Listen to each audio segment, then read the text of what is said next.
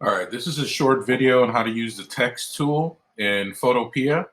And you can see on my poster, and especially for the double exposure project, you have to have text in it. Obviously, you're going to pick a word that fits your theme because of the buildings and kind of the feel of my poster. I decided to go with the word empire. It just reminds me of these large buildings and businesses and all of that. So your text tools right here in your tools palette. It's just represented by the letter T. As soon as you click on your image anywhere, just know that automatically it will start its own layer. And it starts pretty simple. You could start typing out however you would like. And of course, like any tool that you select, you're going to have some options at the top of the screen. The first one is the actual font that you want to use. And then there's plenty of fonts in here to choose from.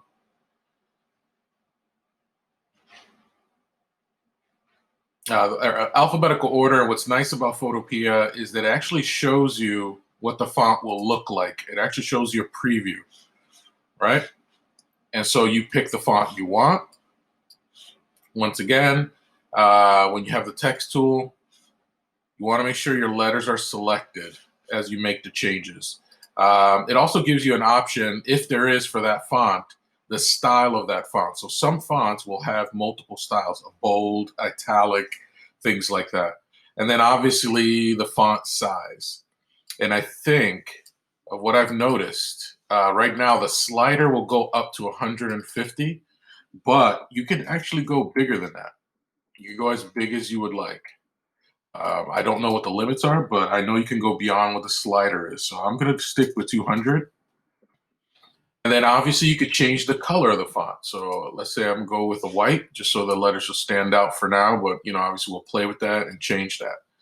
So these are the options. You could change the shape of your letters. And obviously you want to be careful with this. The more you do things like this, the more the computer will slow down. But it also depends on the font. Right now, these are all grayed out. So it seems like it's not an option for this font.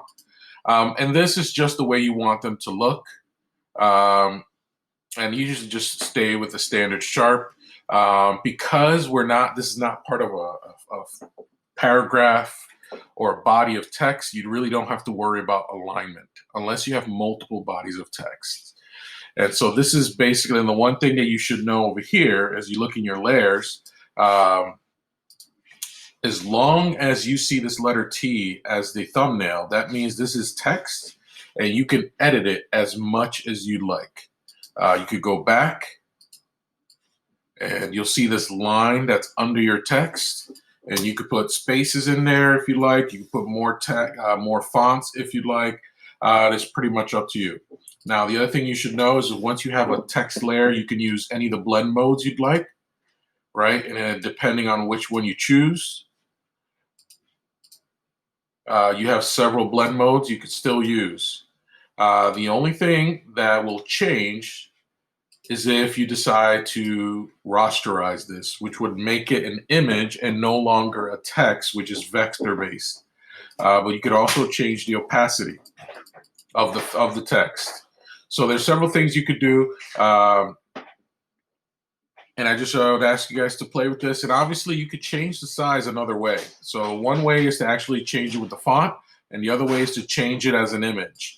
And you can see here, I could this is how I did the original image, or my original text, except this one obviously is white. And I changed the size of the image. Change the size of the text that way. So there's multiple ways of doing it. And that's one of the basic intros into using text and the font tool. And then we'll do more videos on how to do more advanced things with fonts. Hopefully this helps. Keep watching the videos so you can learn more and more. We'll see you in the next video.